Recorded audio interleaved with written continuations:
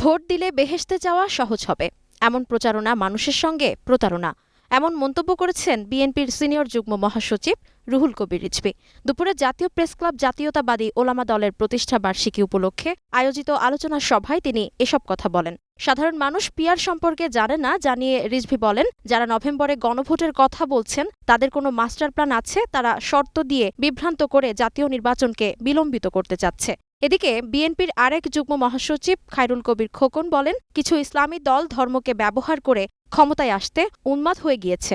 তারা হিতাহিত জ্ঞান সব ভুলে গিয়েছে, তারা হিতাহিত বলে উন্মাদ হয়ে গিয়েছে। তারা তাদের যে বক্তব্য, সেই কোথায় কি বক্তব্য রাখতে হবে সেটা ভুলে গিয়েছে। তারা শুধু ক্ষমতা আর যাওয়ার জন্য, ভোটে যাওয়ার জন্য তারা ইসলাম ধর্মকে তারা ব্যবহার করে তারা বিভিন্ন জায়গায় আমরা দেখতে পাচ্ছি যে আবার পূর্ববর্তী বক্তারা যে বলেছেন যে ভোটের জন্য, ক্ষমতায় যাওয়ার জন্য তারা উন্মাদ হয়ে যেসব কথাবার্তা বলা হচ্ছে, যেসব বক্তব্য আমরা জাতীয় গণমাধ্যম, সামাজিক যোগাযোগে দেখতে পাচ্ছি, আমরা বিস্ময় প্রকাশ করছি, অবাক বিস্ময় লক্ষ্য করছি যে তাদের ইতিহাস আমরা জানি। তারা ইতিহাসে অতীতে কি করেছিল, যে এই দলটি সৃষ্টি হয়েছিল 1941 সালে, তাই সেই সংগঠনটির জন্ম হয়েছিল। সেই সংগঠনটি আমরা দেখেছি এত বছর তারা ক্ষমতায় কোনোদিন আসতে পারে নাই, জনগণ তারা ক্ষমতায় আসতে দেয় নাই। সেই দলটি আমরা দেখেছি যে স্বাধীনতা বিরোধী যে কর্মকাণ্ড করেছিল, যে মানবতা বিরোধী অপরাধ করেছে, গণহত্যার সাথে যারা সম্পৃক্ত ছিল তাদেরকে বাংলাদেশের যেমন আওয়ামী লীগকে জাতীয় নির্বাহী আদেশে নিষিদ্ধ ঘোষণা করা হয়েছে। এই জুলাই আগস্টে দীর্ঘ 16 বছর যারা গুম, খুন, হামলা, মামলা, নির্যাতন করে, লুটপাট করে দেশে ধ্বংসের দ্বার মধ্যে খাদের কিনারে দাঁড় করে দিয়েছিল, এই জুলাই হত্যাকাণ্ডের মধ্যে যাদের পতন হয়েছে, শেখ হাসিনা দেশ থেকে পালিয়ে গিয়েছে, সেই দলকে নিষিদ্ধ ঘোষণা করা হয়েছে। অনেকে আজকে প্রশ্ন তুলেছেন সেই দলকে, যে ইসলামিক দল, যে জামাত ইসলামী আজকে যেভাবে উন্মাদ হয়ে যাচ্ছে, দেশের বিরুদ্ধে যেভাবে ধর্মকে ব্যবহার করে মানুষের মধ্যে মানুষের আকীদা নষ্ট করার জন্য যে বিভ্রান্তি করা হচ্ছে, তাদেরকে নিষিদ্ধ করতে হবে মানবতা বিরোধী অপরাধ করার জন্য, এবং তার গণহত্যার জন্য তাদেরকে নিষিদ্ধ করার দাবি ইতিমধ্যে উঠেছে। যে এইভাবে এখন আমরা দেখতে পাচ্ছি, আমার পূর্ববর্তী বক্তারা বলেছেন যে আমরা দেখেছি যে পূজা এবং রোজাকে সেই জামাতের এক আইনজীবী, সেই অ্যাডভোকেট শিশির, তিনি বলেছেন, কাজী শিশির বলেছে মুদ্রারে পিটারে ওপি, এই কথা বলেছেন। কি হতে পারে? নাউযুবিল্লাহ, মুদ্রায় পিঠে কিভাবে হতে পারে? এই কথা তারা বলে বিভ্রান্তি করছেন। আরেকজন গিয়ে গীতা পাঠ করছেন যে মন্দিরে যাওয়াই তো, প্রতিমা দেখাই তো, আমরা জানি যে প্রতিমা দেখাই আমাদের ধর্মীয়ভাবে যারা দেখে তারা শিরকের সমান হয়ে যায়। আর সেখানে গিয়ে তারা কিভাবে এই ধরনের বক্তব্য রাখতে পারেন? এটা আজকে বাংলাদেশের 92% মানুষ মুসলিম, আজকে সবাই অবাক বিস্ময় লক্ষ্য করছেন। মসজিদে গিয়ে তারা বলছেন যে কোরআন শরীফ যদি তাদেরকে মসজিদে রাজনীতি করতে দেওয়া না হয়, কোরআন তালাওয়াত বন্ধ করে দেওয়া হবে। এই কথা তারা বলছেন দাঁড়িপাল্লায় ভোট না দিলে তাই ইসলাম এবং কোরআন শরীফ নাকি থাকবে না, এই কথা বলছেন। এবং তারা বলছেন যে দাঁড়িপাল্লায় ভোট দিলে জান্নাতের টিকিট পাওয়া যাবে, জান্নাতের টিকিট পাওয়া যাবে। তারা কি আল্লাহর এজেন্সি নিয়েছেন যে এই কথা বলে জনগণের কাছে 18 কোটি একটি দাঁড়িপাল্লায় ভোট দিলে 18 কোটি নাকি পাওয়া যাবে, এই যে কথা বলে মানুষের মধ্যে বিভ্রান্তি ছড়াচ্ছে। এবং আমাদের মনে করি যে বাংলাদেশের মানুষ ধর্মান্ধ না, ধর্মভীরু। আমরা ইসলামিক মূল্যবোধের কথা বলি না, আমরা ধর্মীয় মূল্যবোধের কথা বলি। এই ধর্মীয় মূল্যবোধের বাংলাদেশের 82% মানুষ, আমরা যারা ধর্ম বিশ্বাস করি, আমরা মনে করি যে আগামী দিনে বাংলাদেশে একটি ধর্মীয় মূল্যবোধের সরকার হবে। সেই সরকার জনগণ ঠিক করবে। আগামী ফেব্রুয়ারি মাসে, যে কদিন আগে বর্তমান এই অন্তর্বর্তীকালীন সরকারের আমাদের যে প্রধান উপদেষ্টা, তার সাথে অনেক বাদবিতণ্ডা হচ্ছিল। এক পর্যায়ে তিনি শুধু লন্ডনে গিয়ে আমাদের দলের নেতা, আমাদের বিএনপির অ্যাক্টিং চেয়ারম্যান তারেক রহমানের সাথে আলাপ আলোচনা করে, সলা পরামর্শ করে এসে তিনি কিন্তু আগামী ফেব্রুয়ারি মাসের রোজার প্রাককালে একটি নির্বাচন হওয়ার ঘোষণা দিয়েছেন। সেই নির্বাচন হবে এই দেশের সকল রাজনৈতিক দল এবং এই দেশের জনগণ তারা দীর্ঘ 16 বছর স্বৈরাচার হাসিনার আমলে ভোট দিতে পারে না। আপনারা ভোট দিতে পেরেছেন? ভোট দিতে পেরেছেন? সেই ভোটাধিকার যাওয়ার জন্য মানুষ মুখিয়ে আছে, অধীর আগ্রহে অপেক্ষা করছে যে তাদের পছন্দের প্রার্থীকে আবার ভোট আমি দিব, যাকে খুশি তাকে দিব, দেখে শুনে বুঝে শুনে দিব, যাকে ভোট দিলে আমার আমানতের খেয়ানত হবে না সেই ব্যক্তিকে ভোট দিব। সেই ভোটাধিকারকে ছিনিয়ে নেওয়ার জন্য আবার গভীর চক্রান্ত ষড়যন্ত্র হচ্ছে। একবার বলেন জাতীয় নির্বাচনের আগে স্থানীয় নির্বাচন দিতে হবে, সংস্কার এবং বিচার না করলে নির্বাচন করতে দেওয়া হবে না। আবার বলেন যে পিআর দিনে না হবে। পিআর কি বুঝেন? আমরা পিআর কি বুঝেন? পিআর বাংলাদেশের ক্ষেত্রে দেশে প্রযোজ্য না। নেপালে হয়েছিল 13 বার সরকার পরিবর্তন হয়েছে, কি বেহাল কি ভয়ঙ্কর অবস্থা সৃষ্টি হয়েছে। যে সেই পিআর আপনারা এই দেশের মানুষ মানে না, এই বাংলাদেশে পিআর কোনোদিন হবে না। পিআর নিয়ে কোনো আলোচনাই হতে পারে না। সেই পিআর নিয়ে আজকে কথা বলে বিভ্রান্তি ছড়াচ্ছেন। আবার বলেন গণভোট, যে জাতীয় নির্বাচনের যেখানে জাতীয় ঐক্যমতের ভিত্তিতে আমাদের দল থেকে বলা হয়েছে গণভোট এবং নির্বাচন একই দিনে সময় সাশ্রয় অর্থ সাশ্রয় হতে পারে, সেখানে তারা বলছেন সেই জাতীয় নির্বাচন আগেই গণভোট দিতে হবে। তার এই সব কথা বলে তারা বিভ্রান্তি ছড়াচ্ছেন জনগণের কাছে, কারণ তারা নির্বাচন চান না। কারণ যারা রাজনীতিতে এতিম, যারা মনে করে আগামী দিনে আগে পেয়েছিল দাঁড়িপাল্লা নিয়ে 3টি আসন, আমাদের দলে এসে পেয়েছিল কিছু বেশি, আমাদের দলে যাদেরকে আশ্রয় প্রশ্রয় দিয়েছিলাম আমরা, সেই মুনাফেক বেঈমান বিশ্বাসঘাতক, সেই মুনাফেক বেঈমান বিশ্বাসঘাতকরা আবার ষড়যন্ত্র করে বাংলাদেশে আমরা দেখতে পাচ্ছি সেই যাদেরকে আমরা পতাকা দিয়েছিলাম তারা আজকে যারা স্বাধীনতা বিরোধী করার কারণে এখনো পর্যন্ত জনগণের কাছে তারা ক্ষমা চায় নাই। তারা শহীদ মিনারে যায় না, জাতীয় স্মৃতিসৌধে যায় না, তারা জাতীয় সঙ্গীত গায় না। তারা কিভাবে বাংলাদেশের নাগরিক হতে পারে? তারা বাংলাদেশকে স্বীকার করে না এখনো পর্যন্ত। সেই দল, সেই মুনাফেক দল আবার বাংলাদেশে মানুষের মধ্যে বিভ্রান্তি তৈরি করার চেষ্টা করছে। আমরা অবশ্যই নির্বাচনে দেশের মানুষ আগামী 2026-এর ফেব্রুয়ারি মাসে বাংলাদেশের মানুষ নির্বাচন করার জন্য প্রস্তুত হয়েছে। নির্বাচন কমিশন ঘোষণা দিয়েছে, ঘোষিত অনুযায়ী এই অন্তর্বর্তীকালীন সরকার ঘোষণা দিয়েছে বাংলাদেশের রাজনৈতিক দলগুলি প্রস্তুত। এখন কোনো অজুহাতে কোনো টাল বাহানা করে নির্বাচন বর্জন করা, পণ্ড করা, প্রলম্বিত করা যে ষড়যন্ত্র, আবার ফেসিবাদের অপশক্তিকে বাংলাদেশে পুনর্বাসন করার যে ষড়যন্ত্র চলছে, দেশি বিদেশি চক্রান্ত হচ্ছে, সেই চক্রান্তের সাথে যারা জড়িত থাকবে তারা জনগণ থেকে বিচ্ছিন্ন হয়ে যাবে, ইতিহাসের আস্থা করে নিক্ষিপ্ত হবে তারা। বাংলাদেশের জনগণ তাদেরকে মেনে নিবে না। তাই আসুন আমরা আগামী দিনে ঐক্যবদ্ধ থেকে এই অপশক্তিকে, যারা দেশের মধ্যে বিভাজন সৃষ্টি করতে যাচ্ছে ধর্মের নামে মানুষকে বিভ্রান্ত, আমাদের ইমানি দায়িত্ব জনগণকে বোঝানো মসজিদে কোনো রাজনীতি করা চলবে না। আপনারা যারা আছেন আপনারা গিয়ে সেইভাবে তারা প্রস্তুতি নেবেন। আমরা কোনো দ্বন্দ্ব সংঘাত হানি চাই না। আমরা চাই সবাই দেশের নাগরিক, সব রাজনৈতিক দল হোক। যে আমরা অনেক ধৈর্য ধরেছি, অনেক ছাড় দিয়েছি দেশের স্বার্থে, গণতন্ত্রের স্বার্থে, আইনের শাসন, বিজেপি স্বাধীনতা, ন্যায় বিচার, মানবাধিকার, মত প্রকাশের স্বাধীনতা, একটি গণতান্ত্রিক সরকার, মৌলিক অধিকার বাংলাদেশের প্রতিষ্ঠা করে আপনারা চান না? সেই দিনে আজকে আবার স্বৈরাচার আবার পুনঃপ্রতিষ্ঠিত হোক আপনারা কি চান? সেই দল সাথে তারা দেশেরকে অস্থিতিশীল পরিস্থিতি করে সেই অপশক্তিকে সুযোগ করে দিবে, তাদের ক্ষমা করবে না বাংলাদেশের জনগণ।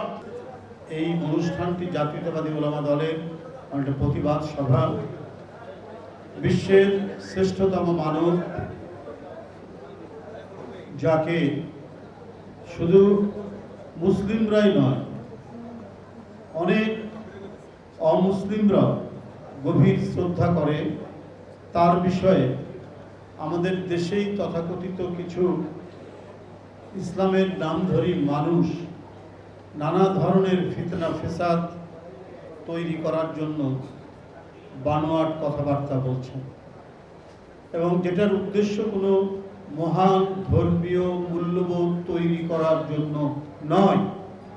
যেটা করছেন একেবারে রাজনৈতিক উদ্দেশ্যে করছেন, রাজনৈতিক স্বার্থ সিদ্ধির জন্য করছেন, ক্ষমতায় যাওয়ার জন্য সকল ধরনের বেআইনি পথ, অনৈসলামিক পথ অবলম্বন করে তারা এই কাজটা করছে, যেটার সাথে ইসলামের মৌলিক নীতির কোনো সম্পর্ক নেই। এই কাজটি তারা করে যাচ্ছেন ক্রমাগতভাবে, বিশেষ করে 5ই আগস্টের পর থেকে। আপনাদের তো আমি মনে করি যে যে কাজগুলি করা দরকার ছিল, আমি কিন্তু আপনাদের বক্তব্যের মধ্যে সেটা পাইনি। শেখ হাসিনা ক্ষমতায় থাকতে আপনাদের অনেক একেবারে প্রথম শ্রেণীর গুরুত্বপূর্ণ নেতা এদেরকে ফাঁসি দিয়ে এক ধরনের জুডিশিয়াল কিলিং, বিচার বিভাগীয় হত্যা করেছে। এই হত্যা কাণ্ড, এই ফাঁসির যে অন্যায় অবৈধ, এই বিষয়টি জামাতের নেতার মুখ থেকে আমরা পাইনি। এরা হচ্ছে পিয়ার, এরা হচ্ছে হিন্দুদের মধ্যে জামাতের হিন্দু শাখা, এরা হচ্ছে অন্য রাজনৈতিক দল যাদের আন্দোলনে গুরুত্বপূর্ণ অবদান আছে, তাদেরকে নানাভাবে তাদের বিরুদ্ধে কুৎসা রটনা করা এই কাজগুলো করছেন। এবং সবচাইতে মজার যে ব্যাপারটা হলো এবং দুঃখজনক ব্যাপারটা, তারা তাদের কিছু ছেলেপেলে দিয়ে অনলাইনে অনেক আপনার কি ফেসবুক, অনলাইনে ডিজিটাল প্রযুক্তি ব্যবহার করে মিথ্যাচার, কটূক্তি, কুরুচিপূর্ণ কথা লাগামহীনভাবে বলার জন্য তারা তৈরি করেছে। এরা মিথ্যাকে এমনভাবে সাজিয়ে গুছিয়ে প্রচার দিচ্ছেন প্রতিনিয়ত, এটা বলে শেষ করা যাবে না। এই কাজটা তারা করে যাচ্ছে। আমরা যারা ইতিহাস সম্পর্কে পড়েছি, আমরা কিন্তু ইতিহাসের মধ্যযুগ বলে এক কথা আছে। ওই মধ্যযুগে ওইটা ছিল বিজ্ঞান বিরোধী যুগ, যুক্তি বিরোধী যুগ। ওটাকেই মধ্যযুগ বলে, মানে ইউরোপের মধ্যযুগ। ইউরোপকে আর সবাই খ্রিস্টান। পাদ্রীরা, কেউ মারা গেলে পাদ্রীরা চিঠি লিখে দিতেন এবং এই চিঠি লিখে দেওয়ার জন্য টাকা নিতেন, অর্থ নিতেন। ওই পাদ্রী সাহেবের কাছ থেকে চিঠি লিখে নিয়ে লাশের সাথে দেওয়া হতো, যাতে সরাসরি সে বেহেশতে চলে যায়। এই ধরনের রাজনৈতিক ভণ্ডামি ইউরোপে হয়েছে। ইউরোপে এই জিনিসটি হয়েছে। মানুষ এত অন্ধ ছিল ওই সময়, এই কারণে এটিকে মধ্যযুগ বলা হয়, অন্ধকারের যুগ বলা হয়। এবং কোনো বৈজ্ঞানিক সত্যের কারণে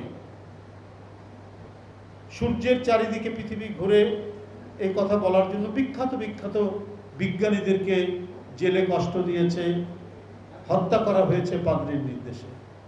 কিন্তু ইসলামে কিন্তু কোনো বৈজ্ঞানিক সত্যের কারণে কোনো বিজ্ঞানীকে ফাঁসি দেওয়া হয়নি। এটাই পার্থক্য অন্যান্য ধর্মের সাথে মুসলমান ধর্মের, ইসলামে। এখানে কত বিখ্যাত আবু রুস্ত আল ইদ্রিসি, কত বিখ্যাত আপনার ম্যাথমেটিশিয়ান, বিজ্ঞানী, চিকিৎসক জন্ম হয়েছে। ইবনে সিনা, ওমর খাইয়াম, একজন বিখ্যাত কবি এবং একজন বিখ্যাত চিকিৎসক। আল খারিজমি, বিখ্যাত ম্যাথমেটিশিয়ান।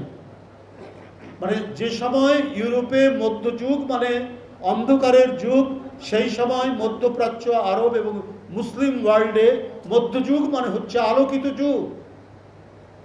সেই সময় জন্ম লাভ করছে তিউনিসিয়াতে ইবনে খালদুন, যাকে বলা হয় আধুনিক সমাজ বিজ্ঞানের জনক, ইতিহাসবিদ, বিশাল ইতিহাসবিদ এবং সমাজ বিজ্ঞানীর জনক যাকে বলা হয়। মানে আজও যারা ইউনিভার্সিটিতে, বিশ্ববিদ্যালয়ে সমাজ বিজ্ঞান পড়েন, তারা ইবনে খালদুন পড়েননি, এটা একেবারেই মানে অবান্তর কথা। ইবনে খালদুন তাদেরকে পড়তেই হবে। তাহলে মধ্যযুগ হচ্ছে ইউরোপে অন্ধকার যুগ প্রতিষ্ঠিত। এখনো আমরা বলি মধ্যযুগ নেমে এসছে, মানে অন্ধকার যুগ নেমে এসছে, সেটা ইউরোপে। কিন্তু ইসলামী ওয়ার্ল্ডে মধ্যযুগ মানে হচ্ছে আলোর যুগ, এনলাইটমেন্টের যুগ, বিজ্ঞানের চর্চার যুগ। এবং সবগুলোই হয়েছে কোরআন হাদিসের আলোকে। ভারতবর্ষে যে ব্যক্তিটি ভারতবর্ষ সম্পর্কে অত্যন্ত সহানুভূতির সাথে ইতিহাস লিখেছেন, আমি আরবিটা আমি জানি না, ইংরেজিতে বলে ইন্ডোলজি, বাংলায় হচ্ছে ভারত তত্ত্ব। তার নাম হচ্ছে আল বিরুনি। ভারতের সমস্ত পণ্ডিতরা পর্যন্ত তাকে অত্যন্ত সম্মান করে। আমরা তাদেরই উত্তরসূরি, আমরা তাদেরই চর্চা করা জ্ঞান বিজ্ঞান নিয়ে আজকে আমরা মুসলিম সমাজ আমাদের এগিয়ে যাওয়ার কথা। কিন্তু আমাদের এই সমাজকে কিছু ভ্রান্ত মানুষ ইসলামের নাম করে বিপদগামী করার চেষ্টা করছে। এই বিপদগামী করার চেষ্টা করে তারা ডুবিয়ে দিতে চাচ্ছে। বন্ধুরা আমার, যে কথাটি আজকে যে রাজনৈতিক দল সম্পর্কে এখানে অনেকে বললেন, খায়রুল কবির খোকন সহ সবাই, তারা যে বললেন যে জান্নাতের টিকিট দিতে হবে ওই তাকে ভোট দিলে পড়ে। তো এইটা তো খ্রিস্টান পাদ্রীরা মধ্যযুগে তাদের অন্ধকার যুগে করেছে। জামাত ইসলাম কি আবার অন্ধকার যুগ নিয়ে আসতে চাচ্ছে এই জান্নাতের টিকিট বিক্রি করে বাংলাদেশে? আমার তো তাই মনে হয়। বাড়িতে বাড়িতে তাদের কর্মীদের পাঠিয়ে বলছেন দাড়িপাল্লায় সামনে যদি ভোট দিলে পরে এটি আপনি বেহেশতের রাস্তা সুগম করবেন। তাহলে আর এই দেশে তো, এই দেশ হচ্ছে প্রায় 92-93% মুসলমানের দেশ। এটা তো হাজার বছর আগে এখানে যারা পৃথিবীর বিভিন্ন দেশ থেকে ওলেমা, মাশায়েখ, পীর কত কষ্ট করে এসে এখানে ইসলাম প্রচার করেছেন, এবং তারা ইসলাম প্রচার করতে গিয়ে মানুষকে কত সেবা দিয়েছেন। তাদের যেখানে যেখানে তারা ইউনিভার্সিটি এবং মাদ্রাসা তৈরি করেছেন, তার সামনে মানুষের সেবা দেওয়ার জন্য তারা কত বড় বড় পুকুর কেটেছেন, মসজিদ নির্মাণ করেছেন, এবং সেখানে গরিব ছাত্রদেরকে বিনা পয়সায় সেই সব মাদ্রাসায় আপনার লেখাপড়া করানো যেত। আপনি কি বলে যে যদি মাজারে যান, রাজশাহীর বাঘা মাজারে যদি যান, বা বাংলাদেশের অধিকাংশ যারা আজ থেকে 800-900 বছর আগে এসে ইসলাম প্রচার করেছেন, তারা তো করেছেন একটা মানবতার বাণী নিয়ে এসছেন। ইসলামের প্রকৃত যে বাণী, মানবতার বাণী নিয়ে ইসলাম প্রচার করে বাংলাদেশকে তারা ইসলামের আলোয় আলোকিত করেছেন। আবার নতুন করে একটি রাজনৈতিক দল কোন ইসলাম প্রচার করবে? এবং তারা এমনভাবে প্রচার করছেন যেখানে বিভ্রান্তি আসছে, যেখানে আল্লাহর একাত্মবাদ, তৌহিদ, এই তৌহিদের জন্য এদেশের ইসলামে বিশ্বাসী মানুষ জীবন দিতে পারে, সেখানে আরেকটি কোনো ধারা আপনারা কি নিয়ে আসবেন যাকে তাকেও মানে মানতে হবে? একেবারে বড় বড় যারা আছেন, ধর্মের যারা বড় বড় বাণীবাহক আছেন, তাদের মতো করে এটা কি ইসলামের একটি নতুন ধারা তৈরি হচ্ছে? মওদুদিবাদ। এটা এদেশের মানুষ কখনোই মানবে না, এটা কখনোই এটা সম্ভব হবে না। তাই অত্যন্ত সতর্ক হয়ে কথা বলুন, পরিমাপ করে কথা বলুন, যাতে বাংলাদেশের মানুষের মন থেকে আপনারা মুছে না যান। একবার আপনাদের কৃতকর্ম হয়তো মানুষ ভুলে না গেলেও কিছু মনে করছে না এখন, কারণ 71 সালে যে ঘটনাটাই যারা ঘটিয়েছে তারাও মুসলমান ছিল, কিন্তু একজন মুসলমান আরেকজন মুসলমানের উপর কি অত্যাচার করতে পারে?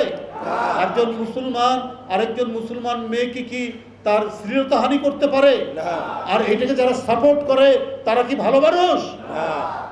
তো এই ধরনের অপরাধের অভিযোগ আপনাদের বিরুদ্ধে আছে। তো সুতরাং সেটাকে কাটানোর এখনো চেষ্টা করুন।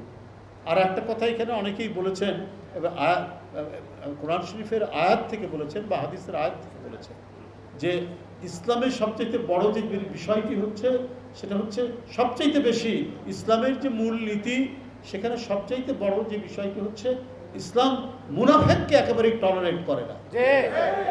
কাফেরকে সম্ভাবনা থাকে তাকে ইসলামী শিক্ষা দেওয়ার পর সে পরিবর্তন হতেও পারে, কিন্তু মুনাফেক ওতে ইসলামের নাম নিয়েই ইসলামের ক্ষতি করবে। কারণ মুনাফেক হচ্ছে অত্যন্ত ডেঞ্জারাস। যাক, আমি কাউকে উদ্দেশ্য করে বলছি না, তবে এদের সম্পর্কে সবাইকে সচেতন থাকতে হবে, বুঝতে হবে। ধর্ম প্রত্যেক মানুষের অন্তরের ব্যাপার, শ্রদ্ধার ব্যাপার, মূল্যবোধের ব্যাপার। আমি ভালো, আমাকে ভোট দিলে পরে বেহেশতে যাওয়া সহজ হবে, এইটা কিন্তু এক ধরনের আমি বলবো প্রতারণা। কারণ এখানে যাদেরকে বলছেন তারাও মুসলিম সংখ্যাগরিষ্ঠ এই দেশ।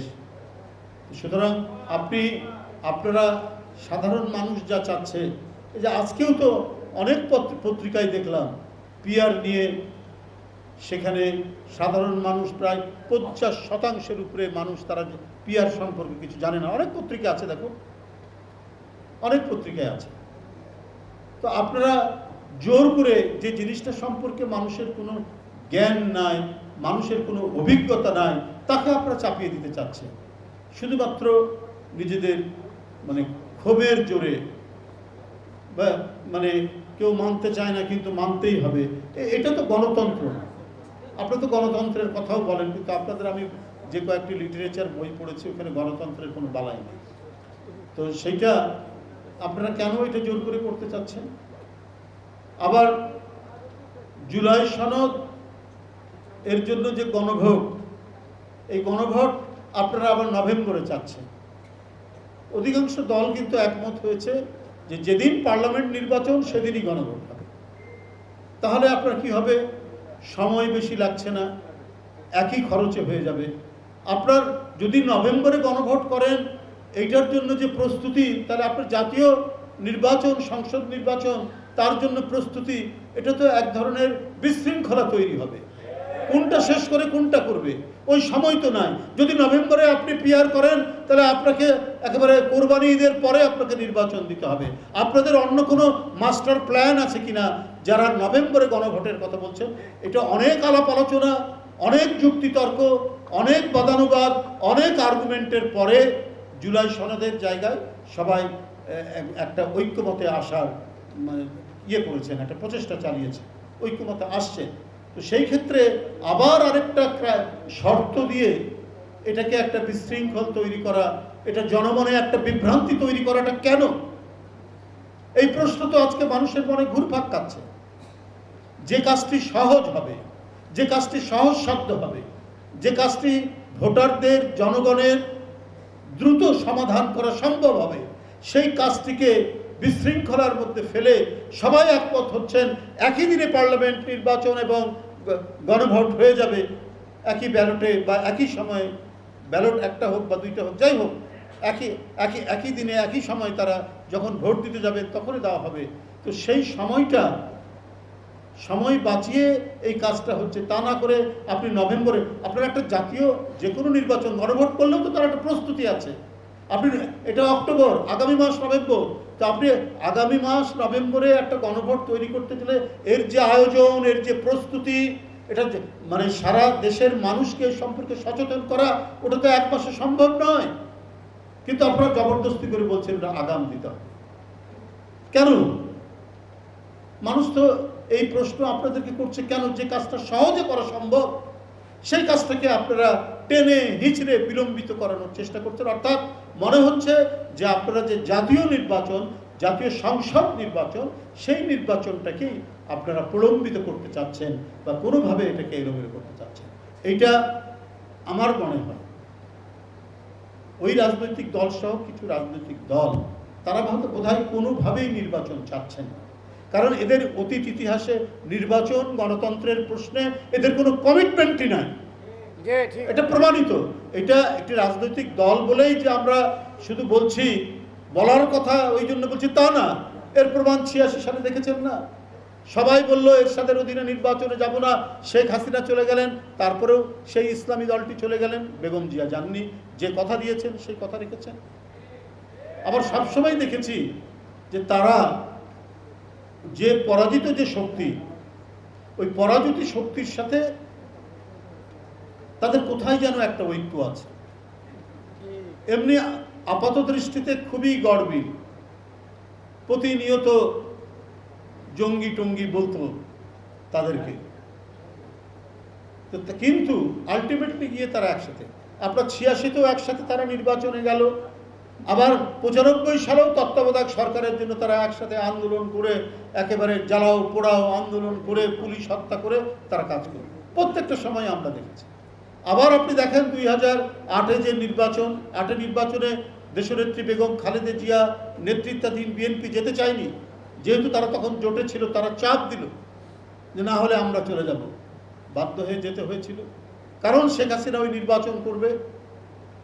এবং মুজাহিদি সাহেব তিনি একবারেই অনেকটা ধমকের সুরে বললেন যে এটা যদি বিএনপি যদি না যায় আমরা যাব। কি পরিণতি হলো? পরিণতি হলো তাদের 5-6 জন নেতার গলা চলে গেল। কিন্তু তারপরেও তারা কেন জানি হাসিনার প্রতি, আওয়ামী লীগের প্রতি তাদের লেজ ধরে চলতে তারা খুব ভালোবাসে। আমরা তার কিছু নমুনা আমরা ডাকসু নির্বাচনে দেখেছি, এবং এখনো আমার মনে হয় যে তারা আওয়ামী লীগের ভোটটা নেওয়ার জন্য নানা ধরনের কায়দা কানুন, কৌশল প্রকৌশল তারা চালিয়ে যাচ্ছেন বলে আমার কাছে মনে হয়েছে।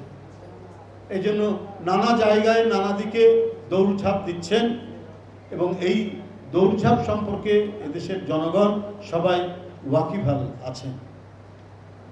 এই কারণে আজকে আমার মনে হয় সমস্ত গণতন্ত্রকামী মানুষ, যে সমস্ত রাজনৈতিক দল যারা 15-16 বছর প্রচণ্ড অত্যাচার সহ্য করেছেন, নিপীড়ন নির্যাতন সহ্য করেছেন, তাদেরকে একমত হয়ে আজকে সকল কাজগুলো করতে হবে।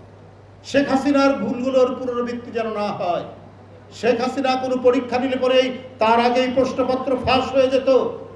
আমি ডক্টর মোহাম্মদ ইউনূস সাহেবের কাছে বিনীতভাবে বলতে চাই, আপনার সময় কেন এরকম হবে?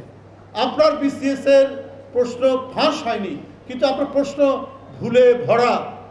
আপনি কাদেরকে তাহলে বসিয়েছেন পিএসসিতে? কারা আপনার প্রশ্নপত্র দেখছে? কারা এই প্রশ্নপত্র সংশোধন করছে? যে শিক্ষার্থীর কাছে ওরা যখন পরীক্ষাতে বসবে তখন ভুলে ভরা প্রশ্নপত্র দিয়ে কে উত্তর লিখবে? তাহলে এরা কে দায়িত্ব নিয়ে এটা চালাচ্ছে? কেন এই পরিস্থিতি তৈরি হবে? এইটা আজকে এই বিষয়গুলো এই তত্ত্বাবধায়ক সরকারের দেখা উচিত। বন্ধুরা আমার, আজকে আইন শৃঙ্খলা পরিস্থিতি সেটাও খুব সুখকর নয়। একদিকে রাস্তাঘাটের বেহাল অবস্থা, প্রচণ্ড যানবাহন দুর্ঘটনা ঘটছে। নতুন আইন অথবা জনগণকে স্বস্তি দেওয়ার জন্য যে কিছু একটা করা, এইটার কিন্তু আমরা খুব একটা মানে পদক্ষেপে আমরা দেখতে পাচ্ছি না। সুতরাং সবকিছু মিলিয়ে একের পর এক বিশ্ববিদ্যালয়ে নির্বাচন করছেন। নির্বাচনের বিষয়ে আমরা ডাকসুর ব্যাপারেও বলেছি, জাকসুর ব্যাপারেও বলেছি। আমাদের কাছে যেটা অনিয়ম মনে হয়েছে, যেটা বেআইনি মনে হয়েছে, সেটাও আমরা সবসময় বলছি যে এইখানে আগে থেকেই যে প্রশাসনকে বসানো হয়েছে, সেই প্রশাসন সম্পূর্ণরূপে একটি বিশেষ রাজনৈতিক দলের, এটা মিথ্যা নয়। এবং তারা এমনভাবে নীতিমালা তৈরি করেছে যে নীতিমালাতে তাদের কর্তৃত্বের উপর কেউ কোনো কথা বলতে পারবে না, এবং তারা যেভাবে বলবেন সেইভাবে। অথচ একের পর এক অনিয়ম, একের পর এক তারা এমন কাজগুলো করেছেন যে কাজগুলো অত্যন্ত দৃষ্টিকটু। ঢাকা বিশ্ববিদ্যালয়ের মতো বিশ্ববিদ্যালয় ডাকসু নির্বাচন, সেই ডাকসু নির্বাচনের প্রশ্নপত্র ছাপানো হয় নীলক্ষেত থেকে। নীলক্ষেত থেকে আমরা বই আগে ফটোস্টেট করতাম, কোনো দামি বই, সেই দামি বই কেনার সামর্থ্য ছাত্রদের না থাকলে ওরা ওখান থেকে ফটোস্টেট করে নিত। আর বিশ্ববিদ্যালয়ের সামনে এইখানে ব্যালট পেপার কিভাবে ছাপানো হয়, এই বিষয়গুলো আমরা আগে বলেছি। রাকসু নির্বাচন আগামীকাল রাকসু নির্বাচন, সেইখানে আচরণবিধি নিয়ম ভেঙে শিবিরের নেতারা সব ছেলে মেয়েদেরকে খাবার দিচ্ছে। এটা কি মানে ইউনিভার্সিটির নির্বাচন কি কোনো ওরস মোবারক নাকি, ওরস শরীফ, যে তারা খাবার দেবে এবং আশেপাশে মেসগুলোতে তারা কি বলে ছাগল জবাই করছে। আমিও তো ওই ইউনিভার্সিটিতে আমি ভিপি ছিলাম, আমাদের সময় তো এগুলো দেখিনি। বিশ্ববিদ্যালয় হচ্ছে জ্ঞান চর্চার জায়গা, শিক্ষক ছাত্রদের সম্মিলিত পড়াশোনার জায়গা। এই জ্ঞান চর্চার জায়গা থেকে যদি আপনি পীর সাহেবের মানে ওরস শরীফ বানাতে চান, তাহলে তো এটা বিশ্ববিদ্যালয়ের কনসেপ্টের সাথে এটা মিলবে না। তাই বন্ধুরা আমার, আমি আজকে জাতীয়তাবাদী ওলামা দলের এই যে প্রতিবাদ সভা, আমাদের প্রিয় নবী মহানবী হযরত মুহাম্মদ সাল্লাল্লাহু আলাইহি ওয়াসাল্লাম সম্পর্কে যে ধরনের কটূক্তি করা হয়েছে তার তীব্র নিন্দা এবং প্রতিবাদ জানাচ্ছি। এবং জাতীয়তাবাদী ওলামা দল সবসময় এদেশের মানুষের যে জন্মগতভাবেই তাদের যে ইসলামী কৃষ্টি, কালচার, আকীদা, এগুলো চর্চার মাধ্যমে তারা সঠিক ইসলামের বার্তা এবং শিক্ষাটা মানুষকে পৌঁছাবে, এই আশাবাদ ব্যক্ত করে আমার বক্তব্য শেষ করলাম। ধন্যবাদ।